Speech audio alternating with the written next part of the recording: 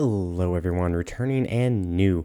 My name's Vermilion, and even though this video is a little late in coming out, it should be worth the wait, as this will be the only guide you'll need for Outbreak in Call of Duty Zombies. This video will be going fairly quickly with how much I am trying to cover, but timestamps will be on this video in case you need to skip somewhere, or you do not need to hear the information I will be talking about. I will be going over how to get the new Dark Ops calling card, including strategies for solo players, intel, the fastest way to earn flawless crystals, and more. But before we dive headfirst into the chronorium's worth of information I'll be talking about today, please consider liking or subscribing if this video helped you in any way. So let's get started. Outbreak is a new zombies game mode that you can play at your own pace. You are free to explore the 3 different regions that are available: Alpine, Aruka, and Golova. Which one you get or are teleported to is completely random. During your exploration, you'll have main objectives to complete before you can move on to the next round, or as they are called in Outbreak, difficulty levels. I'll go through these objectives one at a time with strategies that you'll want to use, especially if you plan on going to difficulty 10 or higher. Starting with the defense objective, this objective requires you to take a zombie head and place it in an analyzer. From here, it will start calling upon more zombies to try and destroy the machine it is in. You can play this however you want before difficulty 5. However, once you are in difficulty level 5 or higher, you will want to try to keep your distance so the zombies are attracted to the machine and not you. That way you can protect it while not having to worry about yourself along with it. I heavily recommend having a wonder weapon of some kind once you reach this level of difficulty. It will just make your life so much easier because zombies will be super sprinting and you do not want to try running around while also defending the objective, especially if you're defending inside this building in Alpine. You could easily stay on the stairs with a couple of friends, or if you're a solo, I'd recommend Ring of Fire and Monkey Bombs to keep the zombies off, as well as take care of the elites and special zombies that spawn in. This next objective is pretty easy even at the later difficulties. The retrieve objective requires that you run or drive to 2 different aetherium canisters and deposit them in the rocket to have them shipped to Requiem. It sounds easy in practice, but when zombies start super sprinting and you're playing solo, it could get hairy very fast, because once you grab the canister, you'll not be able to jump or sprint, meaning the zombies can overrun you very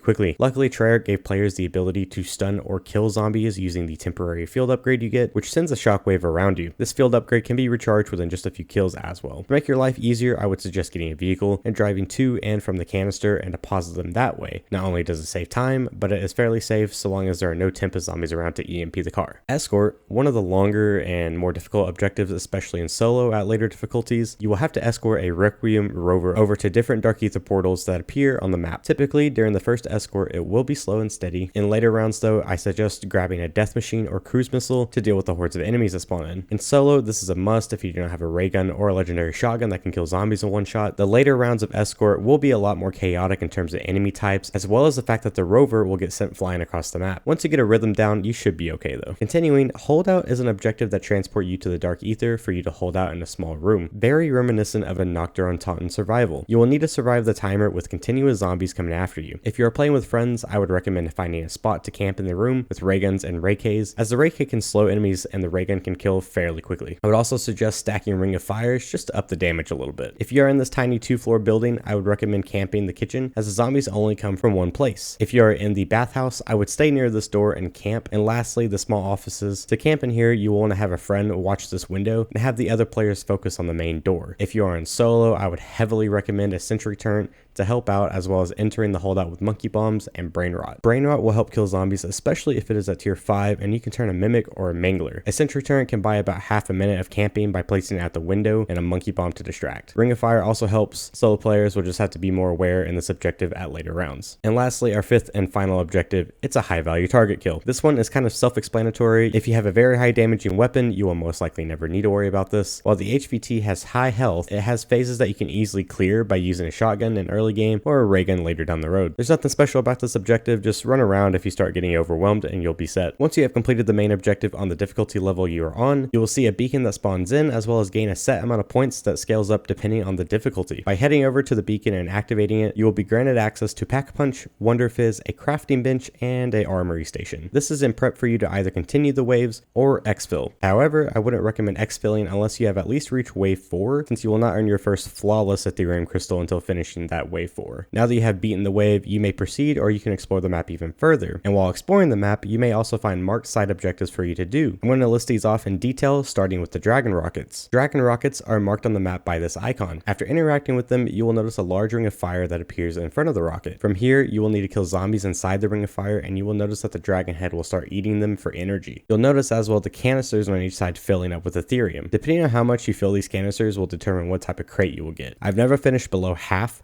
so I only know that the rewards can either be a large crate, or if you fill the canisters completely, you will receive a gold chest. These chests can drop perks, high rarity weapons, including the wonder weapons, salvage, and equipment. The higher the difficulty, the better the loot. Also, a little tip to deal with this at higher difficulties: just kill the Tempest zombies as fast as possible. All they do is prevent other zombies from spawning in and preventing you from getting the good loot you want. You may also come across the transmission objectives. They are marked on the map as so and will grant you a free perk for your whole team once the target has been eliminated. After interacting with the transmission, zombies will spawn in from a portal in the sky. Follow them and kill them. There's really no tips for this objective, just go and do it, get your free perk. Another way to earn high rarity loot is to find golden chests. These are marked on the map by lightning hitting a chest. Once found, interact with the chest to prove that you are worthy. This will spawn in a ton of zombies, especially at later rounds. Just take your time, kill them to loot the chest, and remember that the gold and large chests have a chance to drop any of the wonder weapons. If you are low on points, you may want to consider launching into the air on the Wunderspheres. These are marked on the map with these icons, and after spending 500 points, you may follow a trail of essence, each one rewarding you the 500 points back. You can easily earn anywhere from 1500 to 2500 points back per launch depending on the location. Now, these next two objectives are a little more random to come across. While searching for loot, you can find Ethereal Orbs with what sounds like crying coming from it. By shooting these orbs, it will drop essence, and after shooting the orb and exhausting all of its essence, it will start to move. You can follow it for more essence, and after it moves the second time, it will be completely destroyed. However, on the final time you shoot it, it will drop score streaks, weapons, including the wonder weapons, perks, salvage, and equipment. This is a very good way to earn points if you find these Ethereal Orbs. And last but not least, you can find the jump scare ghosts from D Machina. These ghosts will be hiding across the map, and I'll show you a couple of locations where mine were, one of them being this tunnel on Golova, and the second inside a house in Ruka. If you let them spot you, they will chase you super quickly. If they catch you, they will spawn in a lot of special enemies as well as normal enemies. However, if you can kill them quick enough, they will drop score streaks and other loot for you. That was a fair amount of information and strategies that I hope will help you out later down the road, but what about the weaknesses of the special zombies? I'll list them fairly quickly on the screen right here. Tempest is weak to Brain Rot, Mangler is weak to Blast Furnace, Mimic is weak to Brain Rot, Megaton is weak to Dead Wire, and the Panzer is weak to Shatter Blast. On top of all these weaknesses, Elemental Pop Tier 4 helps in killing these special zombies, as you can increase your damage by over 50% on the matching weaknesses. With all this information in your head, let's get you prepped for the Breakthrough Dark Ops. This Dark Ops calling card requires you to reach difficulty 10 and exfil. Let's start with the setup I used early game that carried me until I got the ray gun. For the setup, you want the Howler with Task Force and whatever else you want. Why do we want the Howler over the Gallo? Well, you see, the Howler can deal over 2200 damage per shot with the Task Force equipped. A red rarity Howler with Task Force deals the same, if not more damage than a purple rarity Howler base. Along with the Howler, for early game, you will want Aether Shroud Tier 4 to run around the map and collect salvage as quickly as possible, and for late game, you'll want to keep switching to Ring of Fire. During difficulties 1 through 3, you want to spend as much time here to prep for late game. Do all the side objectives, find as much salvage as you can. You'll want to upgrade your Howler to blue rarity at the end of round 1, and hopefully by round 2 upgrade the Howler to a Tier 2 Pack-a-Punch. Take your time, find all the loot that you can. I wouldn't recommend buying perks or armor until after you finish wave 3, as you should get a few perks and possibly armor from a drop, which will allow you to Pack-a-Punch and upgrade your Howler early. After difficulty 3, keep working on your Howler primarily, upgrading it to purple rarity, using your extra salvage to upgrade your armor to level 2. Don't worry about level 3 armor until after you get a legendary Howler. At the start of difficulty 4, if you do not have a ray gun from a drop or from the box, I recommend trying to get one or getting your shotgun to Tier 3 Pack-a-Punch. You will need the damage from now on and quick damage at that. Once you get a ray gun, start working on Pack-a-Punching that by focusing on the side objectives for points. From here on out, use the strategies that I've mentioned previously in the video per main objective and side objective. Use score streaks to your advantage as well. If you have enough to buy self-revives, death machines, monkey bombs, use it. Don't let it sit. Once you've beat wave 10, go ahead and exfil after grabbing a couple of monkey bombs and whatever score streaks you want. I usually go with the death machine, cruise missile, or chopper gunner to exfil, and once finished, you will have earned yourself the Breakthrough Dark Ops calling card. Now, before we get into the intel bit, the uninteresting bit for most, let's talk about Aetherium crystals. Now, the way I'm going to tell you to grind for your flawless flawless crystals is not the most efficient way, however it is still a good way to farm crystals while also not having to be stressed about going to high rounds. While playing, you will get your first flawless Ethereum crystal after finishing wave 4. So for the average player, that's easy to do with a group of friends or even solo. What you should shoot for though is to exfil only after wave 7, as after wave 7 not only will you start earning 2 flawless crystals per wave, with a group of friends you can start speeding through each wave by going only for the main objective after you get set up. So theoretically, if you grab a car and race to the objective, you can earn 2 crystals every 10 minutes at least after you get set up. The time it takes to get set up though is pretty slow, but once you are ready to leave and exfil, you will get an additional flawless, or if you exfil after wave 8, I'm pretty sure you should start earning 2 after your exfil. This will make farming flawless crystals less of a hassle than grinding through round 100 solo, and with all that said, let's go ahead and move on to the intel. Starting with the artifacts, on Golova you can find 4 artifacts lying around. The first being found in train loading on top of these pipes.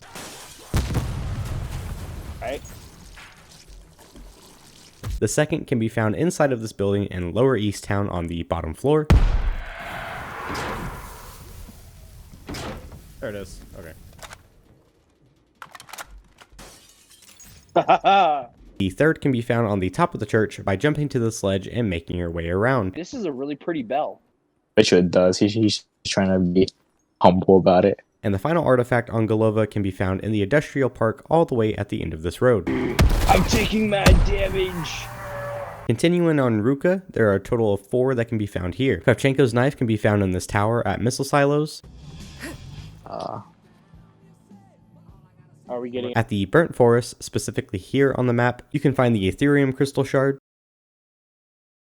Near the train trestle on top of the electric pole, you can find the head of Ivan, the test dummy. I marked it. It's on like a little post. In the obstacle course, you can find the Omega group hatch by jumping from this net. Basically just jump to the pole and the mantle on top of it. Finally, moving on to Alpine, which has the least. At the base landing on top of the gondola machine, you can find the frost blast canister. Or can you? Can you walk on the tightrope? Located intel. If you want the intel, it's right here. At the bathhouse, on top of the roof, you can find an empty juggernaut can.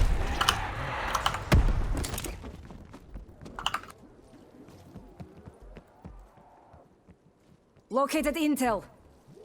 And finally, inside this house near base suites, you will find the mystery box bunny.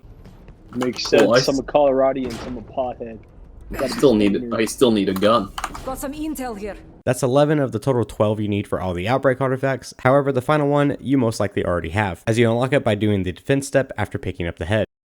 As for the documents, you can find these in Firebase Z and Outbreak. You earn these by killing special enemies, and they drop only once per game. The fastest way to earn these is by killing special enemies, restarting, and rinse and repeat. The 3 audio logs can all be found on Firebase Z. For the Maxis audio log, come to the OPC and jump up from here.